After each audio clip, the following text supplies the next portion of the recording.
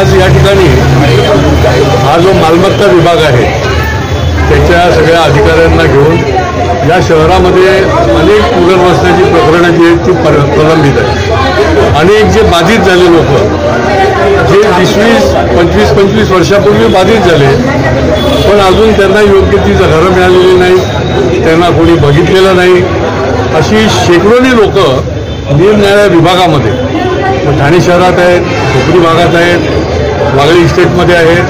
तर अशा लोकांना आज या ठिकाणी आपण बोलवलं होतं आणि ते त्यांच्या अक्षरशः चपला झिजून गेल्या पण त्यांचं अजून कुठेही पुनर्वसन झालं नाही. त्यांना साधं पात्र असून देखील पत्र पण मिळालेलं नाही आणि त्याच्यामुळे ही बैठक आम्ही आता आयोजित केली आणि सॅटिस ज्या ठिकाणी सॅटिस झाला त्या सॅटिसच्या खाली जे लोक राहत होते त्या लोक आता 24 वर्ष झाली त्यांना कुठेच काही राहायला मिळालं आणि म्हणून आज उपायुक्त आणि त्यांच्या खात्याच्या सर्व अधिकाऱ्यांना घेऊन आम्ही मिटिंग केली आणि प्रत्येकाचं समाधान होण्याच्या दृष्टीने ठोस असा प्रकारचा ॲक्शन प्लॅन पण बनवलेला आहे आणि त्या ॲक्शन प्लॅनच्या प्रमाणे पुढच्या काळामध्ये कारवाई होणार आहे.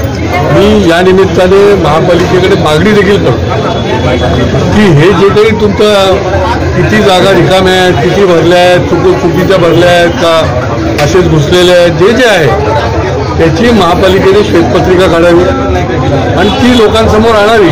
कारण नाही तर विकासाच्या कामामध्ये जे बाधित लोक होणारे आहेत ते जागा सोडणार नाहीत.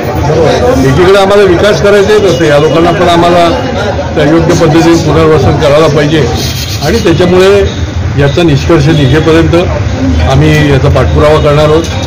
ठाणे पूर्वचा आमचे भरत चव्हाण आहेत, त्यांनी या सॅटिसचा विषय बरेच वर्ष चालवलेला आहे परंतु तो अंतिम टप्प्यामध्ये पूर्ण कसा होईल याच्या दृष्टीने ठोस अशा प्रकारचे आता निर्णय झाले.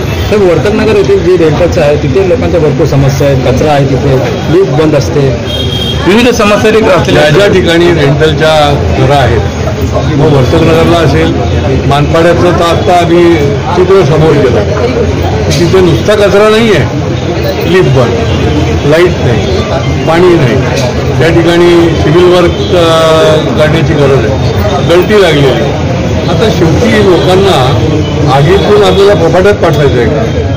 हा नरक यातना किती दिवस त्यांनी सहन करायचं. शेवटी माणसं आहेत त्यांना किमान ज्या गोष्टी आहेत त्या मिळाल्या पाहिजेत आणि त्याच्यामुळे त्यांनी आता तातडीने आदेश दिलेले आहेत आणि त्या दृष्टीने देखील कार्यवाही सुरू होती. साहेब रस्त्यामध्ये बाधित झालेली सगळी घरं आहेत त्यांना त्या ठिकाणी दिलेलं आहे, स्वतःची घरं दिली लोकांनी विकासासाठी परंतु आता ते अशी नरक यातना हे करतात. नाही हेच मोठं संतापजनक आहे की ज्यावेळेला आपल्याला रस्त्याच्या रुंदीकरण करायचं होतं चंद्रशेखर साहेबाबत ते रुंदीकरण झालं म्हणून आज निदान ठाण्याचे लोक श्वास घेत आहेत.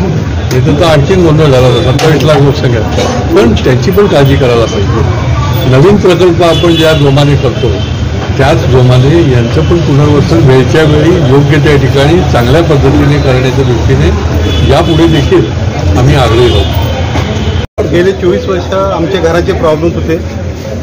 स्थानिक नगरसेवक भरत चव्हाण यांनी आम्हाला वेळोवेळी मदत केली आणि केळकर साहेबांच्या माध्यमातून आज ह्या प्रश्नाला वाचा फुटून हा प्रश्न तडीत नेण्यात त्यांनी फार महत्त्वाची भूमिका घेतलेली आहे. आम्ही सगळं मस्ताननगरवासी आणि राजनगरवासी त्यांचे मनापासून धन्यवाद मानतो व त्यांचे आभार प्रकट करतो कारण त्यांनी आत्ता एवढा बिझी शेड्यूल असतानासुद्धा ते आमच्यासाठी वेळ करून आले. आमच्या सर्व वेदना आमच्या भगिनींच्या ज्या वेदना होत्या त्यांचे काही प्रश्न होते ते त्यांनी अगदी मनापासून ऐकले, त्यांना उत्तर दिलं. महानगरपालिका अधिकाऱ्यांना ताबडतोब जे काय ताबडतोब त्यांनी कारवाई करायला लावली. यासाठी मी आम्ही सगळ्यांनी ग्रुप तर्फे आभार आणि धन्यवाद मानतो.